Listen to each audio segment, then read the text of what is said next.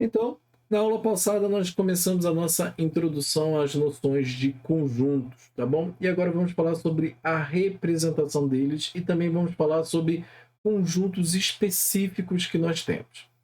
Lembrando que conjuntos ele não tem uma definição, tudo bem? Ele é um conceito bem primitivo e talvez você pense assim, olha, conjuntos pode ser a reunião de elementos. Tudo bem, pode pensar dessa maneira, mas eu te chamo a atenção.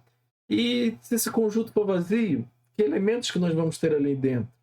Então, ou seja, na verdade, como é um conceito muito primitivo, ele acaba que ele é intuitivo, tudo bem? Então, não fique preocupado, a intuição de conjuntos, ela vai te levar ao resultado sempre correto, tudo bem? É uma maneira lógica, por isso a primeira parte, né, sobre raciocínio lógico, para a gente poder estar entendendo essa maneira intuitiva de conjuntos. Mas as noções e as simbologias, essas não, essas são muito bem amarradas e acabam que elas viram propriedades do nosso conjunto.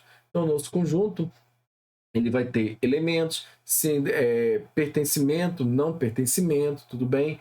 A quantidade de elementos. Então, essas coisas, sim, elas vão ser padronizadas e acaba que a simbologia vai se tornar algo muito natural.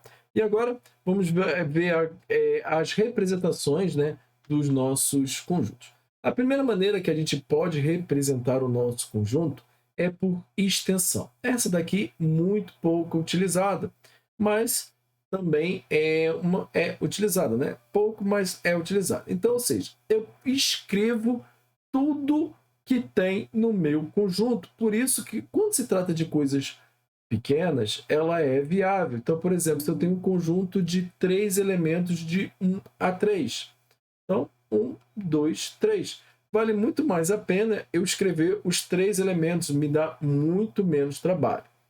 Mas eu também posso escrever ele por compreensão. Então, ou seja, eu vou usar essas simbologias aqui para poder estar representando o meu conjunto. Então, ou seja, a maneira como eu escrevi esse conjunto, eu poderia escrever dessa maneira aqui, olha. X, lembrando, né, da nossa letra minúscula, pertence aos inteiros, tal que 1 é menor ou igual a x, que é menor ou igual a 3. Olha só, eu escrevi a mesma maneira. Então, você note que, como por compreensão, quando se trata de coisas pequenas, é melhor escrever ele por extensão. Quando se trata de coisas um pouquinho mais trabalhadas, eu vou escrever ele por compreensão. É claro que existem algumas regras, eu poderia botar C, então, mas, enfim, o importante é que você saiba que eu posso representar todos os meus conjuntos escrevendo, ou eu posso escrever ele de uma maneira em que cria-se regras. Essa segunda aqui, sim, ela é a mais comum de ser usada e também a mais comum de ser cobrada. Então, quando geralmente eu encontro uma resposta, provavelmente as opções minhas vão estar dentro dessa segunda maneira de escrever o conjunto, que é por compreensão, tá bom? O autor, o proponente da questão, ele vai querer saber se você consegue compreender a maneira de escrever os elementos, tá bom? E por último, é o diagramas de Venn.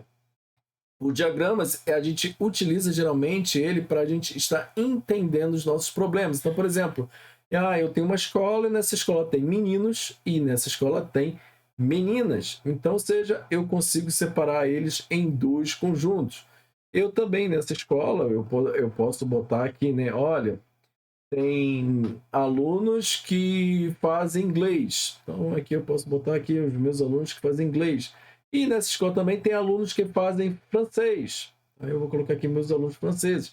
E olha só, acaba que eu começo a criar uma nova ideia de conjunto, que tem os alunos que fazem inglês e francês ao mesmo tempo, e também tem, é claro, aqueles alunos que não fazem nem inglês e nem francês. Então, ou seja, para a gente estar entendendo melhor a situação de um problema, normalmente a gente utiliza esse diagrama, essa maneira de diagramas que é proposto pelo matemático Venn, tá bom? Mas ela é apenas para você usar para resolver um problema. Muito difícil cair essa daqui em prova. E geralmente quando cai, são questões bastante teóricas que nós também vamos ver aqui durante o nosso curso.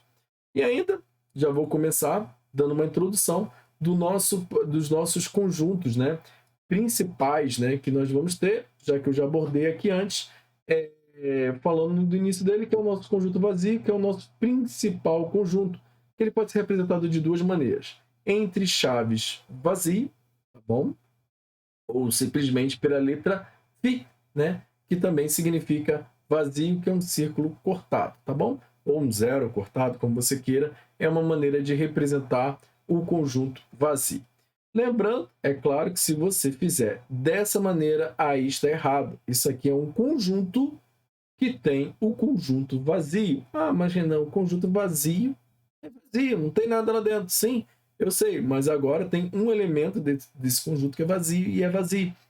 É uma coisa assim meio ilógico de falar para você, mas eu já te adianto que é errado. Ou você vai simbolizar o seu conjunto vazio dessa maneira ou dessa maneira daqui com o φ, tá bom? E é claro que você também pode usar a compreensão para simbolizar um conjunto vazio. Tá aqui um exemplo, né?